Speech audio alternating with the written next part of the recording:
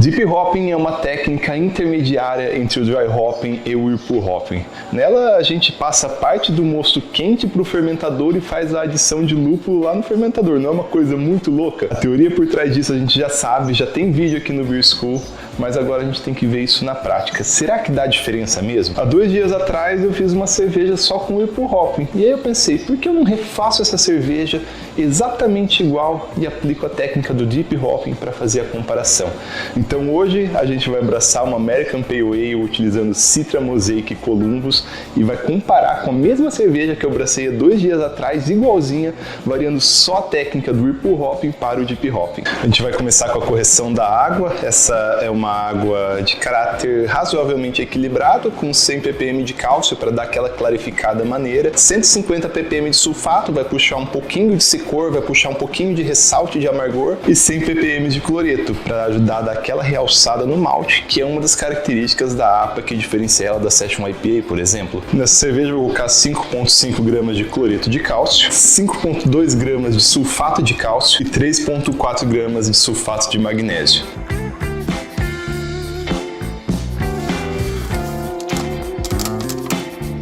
As utilizadas são 62 graus por 40 minutos, 70 graus por 20 minutos, 78 graus o mash out por 5 minutos, e aí a gente vai direto para a fervura, que vai começar a contar a 96 graus e durar 60 minutos. Essa é a minha receita número 5, então vou iniciar aqui. Já está pré-aquecida a água, já está 69, então mais 2 grauzinhos aí a gente já pode arriar o malte. Gente, eu falo isso sempre. Aproveita esse momento para ter uma intimidade com os ingredientes. Não é sempre que a gente braça. Braçar não é igual cozinhar, que a gente pode fazer todo dia. Então, por que não aproveitar essa oportunidade para conhecer os ingredientes, para se familiarizar, para entender o que é um malte Pale Ale, o que é um malte Viena, o que é um malte Cara Gold, e cheira, come.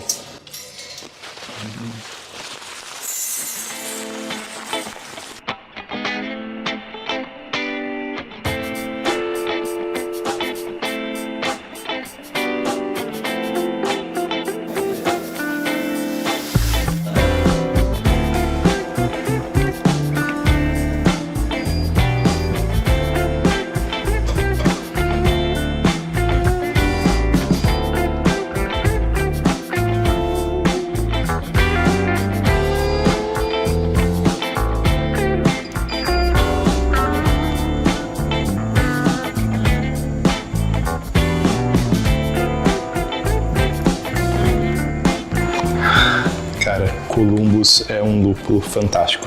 Tem certo preconceito em cima dele por ele ser barato, metade do valor de um Citra, metade do valor de um Mosaic. Mas é delicioso, hein? Tem essa pegada mais de fruta amarela aqui, não vai tão pro lado cítrico quanto Citra. Deixa eu abrir o Citra aqui para ver qual que é também. Vou fazer uma comparação. Parece... Os dois lúpulos têm uma pegada extremamente frutada, mas o cítrico ele o Citra puxa uma pegada um pouco mais para o cítrico. Mas ambos lúpulos são maravilhosos e o Columbus é um lúpulo fantástico para fazer o Whirlpool Hopping.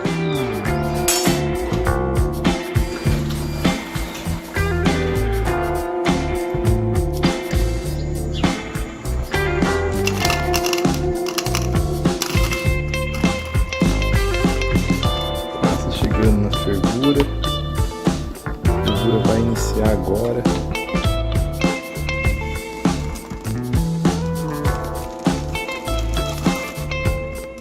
De longe, o maior problema que eu vejo com essa cerveja é como bater o IBU com a cerveja anterior.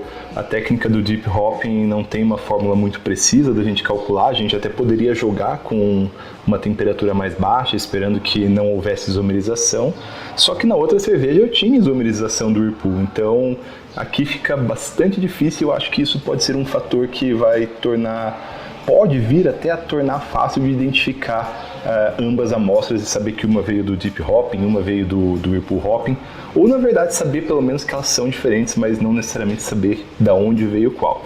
Bom, ainda na parte do aroma a gente vai poder ter bastante clareza no entendimento que se propõe aqui o experimento. Porém, vou fazer de tudo para tentar fazer essas duas cervejas baterem o IBU. A cerveja anterior ela tinha 43 IBUs e agora eu tenho que dar um jeito de calcular aqui para o tempo que ficar ali no fermentador, ter isomerização suficiente numa temperatura menor para ambos IBUs serem similares. Então eu estou estimando que ela vai ficar a 75 graus por mais ou menos 50 minutos. Isso vai dar pra gente mais ou menos 45 IBUs. Se ficar mais quente que isso, eu posso resfriar mais mosto e passar mosto frio para chegar na temperatura correta. Se ficar mais frio que isso, eu posso colocar mais tempo. Então, o meu caminho aqui vai ser o caminho da experimentação. Eu realmente não sei qual temperatura vai chegar o mosto lá. Então, tá quase na hora, a fervura já começou, ela tá em 30, quase chegando em 30 minutos. E quando chegar em 30 minutos, eu vou pegar e vou passar parte desse mosto que já ferveu parcialmente para o fermentador. Onde no fermentador vão estar esperando os lúpulos, o pacote inteiro de Citra, o pacote inteiro de Mosaic, ambos estão aqui, e o que sobrou do pacote de Columbus. Então, bora fazer essas adições.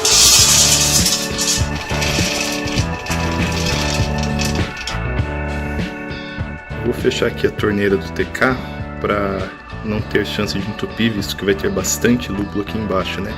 Então eu deixo ela travada, eu deixo ela mais fechado para não passar lúpulo daqui para cá. Eu não posso abrir essa torneira até purgar esse lúpulo. Eu vou iniciar a transferência agora, mas primeiro eu tenho que tomar cuidado para garantir que não tenha nenhum sanitizante ali dentro do trocador de calor de placas, então eu vou passar o mosto por ele e jogar a primeira quantidade de mosto fora.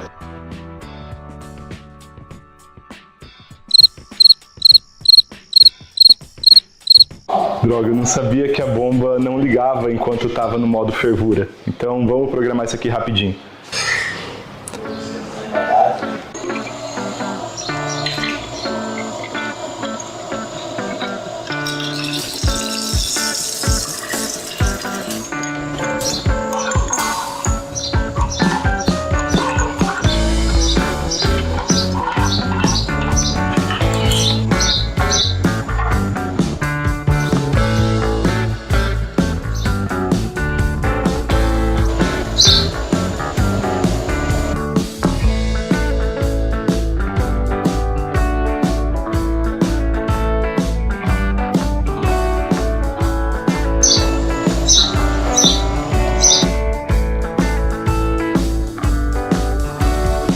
Ficou em 65,5. Não chegou a 75 graus, chegou a 65 graus. Acho que eu me equivoquei ali ligando o frio, né? Mas eu estava muito preocupado que fosse passar. Porque agora é fácil, né? Agora a gente aumenta um pouquinho, estende o tempo aqui. A outra cerveja, ela vai ficar ali, né? Ela pode ficar um tempinho ali parada, não tem problema, não vai ter muita isomerização do Columbus. Eu vou trocar aqui os tempos então para as temperaturas para 65 graus. Dentro do TK ela vai ficar razoavelmente estável porque tem isolamento.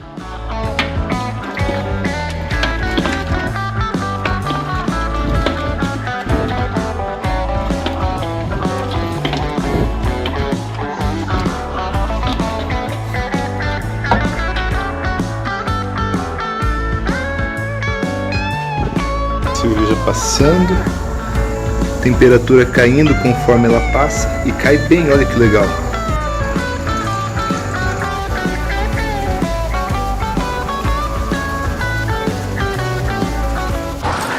Eu terminei de passar a cerveja para o fermentador, a temperatura média ali, depois de passar toda a cerveja, ficou 35 graus, então vou deixar o fermentador ligado por um tempo, aí depois, quando chegar na temperatura de inoculação, que é 17 graus, eu vou inocular a levedura. Mas tem uma coisa muito engraçada que eu queria mostrar, olha a amostra de cerveja que eu tirei de dentro do fermentador. Peguei da torneira de prova, olha o tanto de lúpulo. Essa cerveja aqui, se eu não fizer uma purga, sei lá, amanhã ou depois, tem grande chance de ficar com bastante polifenol, ter bastante harsh. Dá uma olhada, olha que bizarro, olha isso.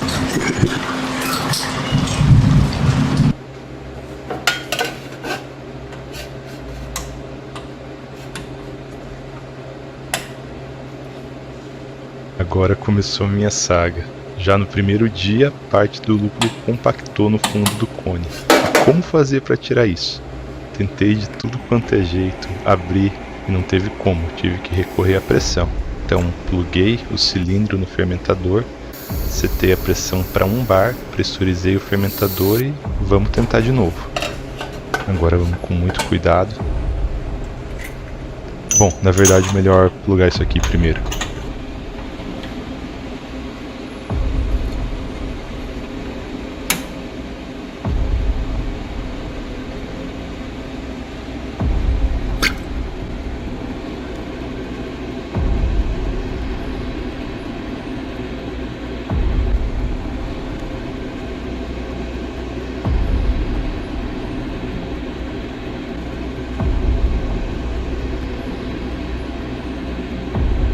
Decidi levar o negócio ao extremo. Vamos pôr essa pressão em uns 2 bar.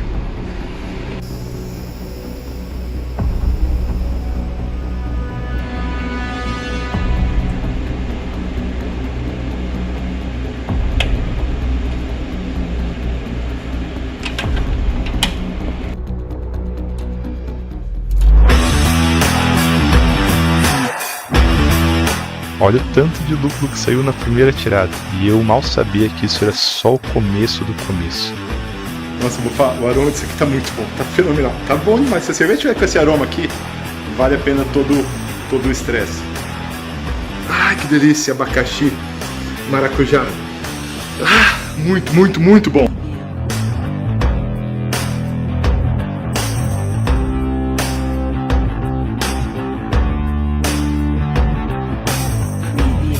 Existe a técnica de usar uma mangueira flexível e controlar o fluxo, ela me ajudou bastante. Nos próximos dias eu acabei fazendo isso toda manhã, removendo mais ou menos meio litro de cerveja. Até conseguir clarificar de verdade essa cerveja, eu estimo que eu tenha perdido pelo menos uns 20-30% do volume inicial. E eu caí na grande besteira de abrir a torneira achando que eu tinha purgado todo o lúpulo já.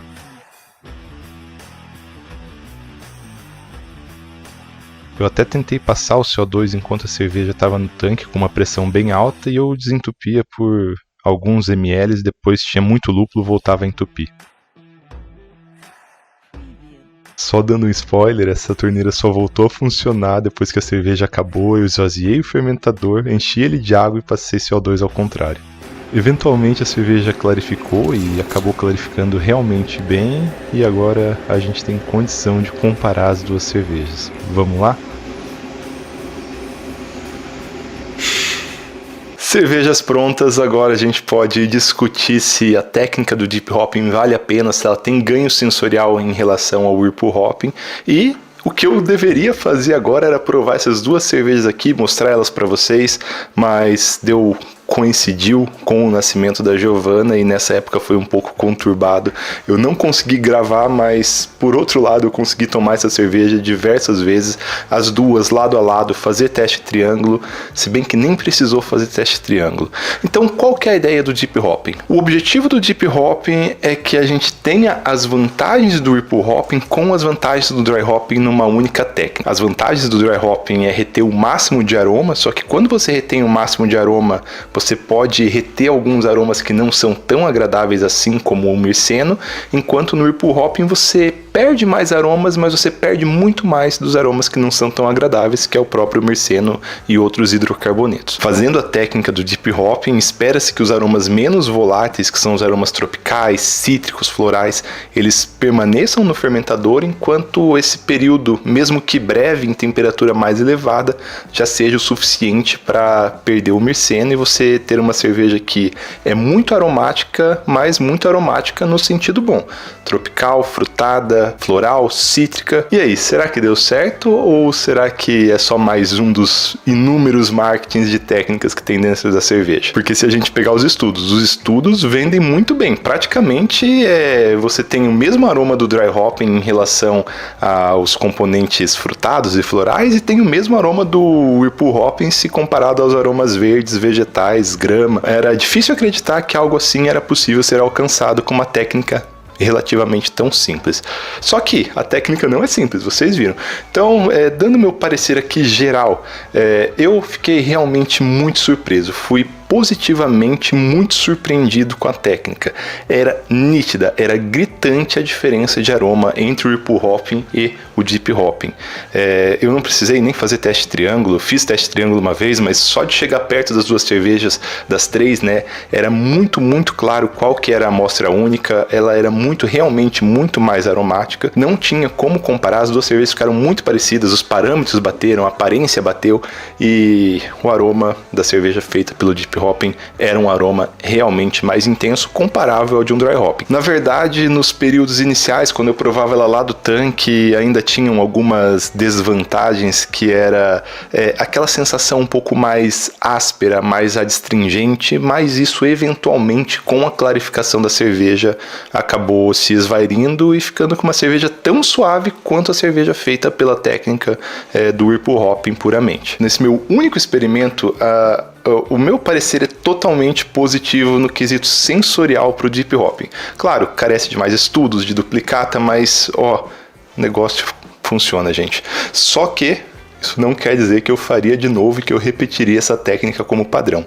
Porque, por outro lado, essa cerveja deu muito trabalho. Pode não ter parecido no vídeo, porque estava naquela época mais conturbada, perto do nascimento da Giovanna, e eu não estava conseguindo gravar muito bem. Mas aquela purga que apareceu no vídeo não é uma purga. Lá tem uns 3 vídeos de purga junto, e eu tive que fazer purga realmente todos os dias e não parava de sair lúpulo daquela cerveja. Quem acompanhou pelo Instagram viu que todos os dias eu ia lá e eu ficava puto com a cerveja. Falei, da onde tá saindo tanto lúpulo? Eu nem coloquei tanto lúpulo nessa cerveja. Como que sai tanto lúpulo? Eu purgava todos os dias eu tirava, sei lá, meio litro de cerveja, e no total eu devo ter tirado 6 litros de cerveja, de um total de 20, 22 que eu fiz. É muita perda. É igual se eu tivesse feito um Dry Hopping.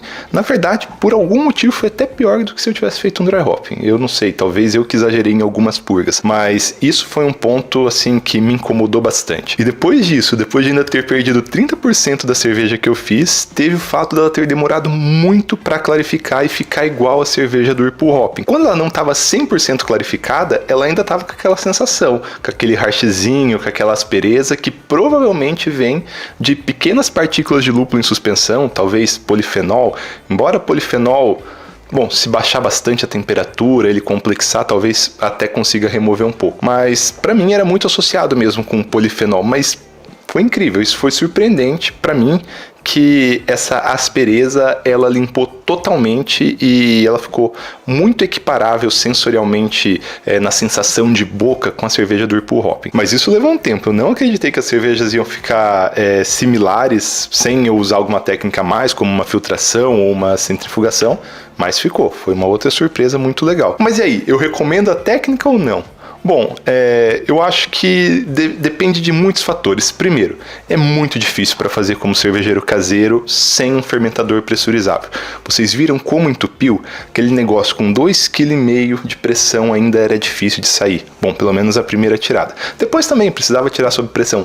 Não tem como fazer num fermentador cilindrocônico de polipropileno. Não tem. Vai ficar lá no fundo, ou num fermentador normal, numa bombona, num balde, porque vai ficar ali no fundo, vai ficar ali para sempre, até você terminar de clarificar a cerveja, e aí se você deixar muito tempo exposto, vai extrair polifenol e a cerveja não vai ficar agradável. Você vai fazer um dry hopping, sei lá, vai ficar 14 dias ali no tanque? Bom, talvez se você tirar, mas não tem como fazer de forma satisfatória. Eu não consigo conceber uma forma de fazer isso sem um fermentador pressurizável. Hop bag, talvez. Bom, a gente é criativo, a gente dá um jeito. Talvez eu não consiga conceber agora. Talvez tenha como fazer. Talvez tenha até como não ter tanta perda quanto eu tive, né? Que isso é um dos meus principais pontos positivos. Porque mesmo assim, mesmo se você tiver um fermentador pressurizável, vale a pena eu ter esse incremento de aroma, que foi significativo, mas a outra cerveja também era aromática. Era uma cerveja muito agradável. No fim eu perdi lúpulo, perdi mosto, perdi malte, perdi muita coisa com esses 30 e poucos % aí de perda que eu tive. E foi isso mesmo. Foi bastante perda que eu tive. Então, a não ser que melhore essa parte do rendimento de aproveitamento, eu acho que é uma técnica que não vale a pena. Eu acho que vale mais a pena alocar mais lúpulo no Whirlpool Hopping e alocar um pouco de lúpulo no Dry Hopping, fazer aquele equilíbrio padrão e talvez aprimorando um pouco o uso dessa técnica, ou eu mesmo aprimorando, né? Foi a primeira vez que eu fiz, como eu disse. Existe talvez um equívoco, né, que a gente faz aqui de fazer um teste e achar que é algo absoluto. Não, testes necessitam de duplicata, necessitam de serem avaliados em outras condições.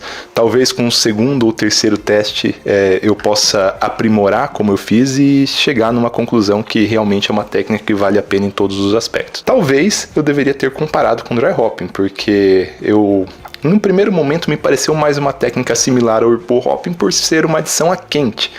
Mas, no fim, ela é uma adição muito mais parecida com o dry hopping. Ela tem a parte sensorial muito mais parecida com o dry hopping. Acho que vale um segundo teste comparando com o dry hopping. E isso me recorda um outro problema. Bater os IBUs. Fazer duas cervejas com técnicas distintas e fazer os IBUs dela, o amargor delas serem similares. Eu acredito que eu fui feliz, mas eu acredito que eu tive sorte. Porque foi muito difícil. Eu pensei que ela ia passar a 75, ela passou a 65, eu passei pelo trocador de calor, esfriei um pouquinho, e aí como estava a 65, a isomerização é muito, muito baixa. Felizmente a minha cerveja original não tinha tanto IBU vindo do whirlpool hopping, então foi algo assim um pouco complicado. E isso é uma coisa ruim também, você não consegue ter uma boa previsão de IBU. Eu tive sorte, tem que ser sincero. Ficou similar, ficou mais ou menos o mesmo IBU, mas foi basicamente por acaso do destino. Então, pessoal, se vocês gostaram desse vídeo, por favor, deixem seus comentários aqui embaixo. Essa é só o começo da série de experimentos e a gente tem muito, muito experimento para fazer e validar alguns mitos que estão aqui no mercado cervejeiro. Muito obrigado, até a próxima!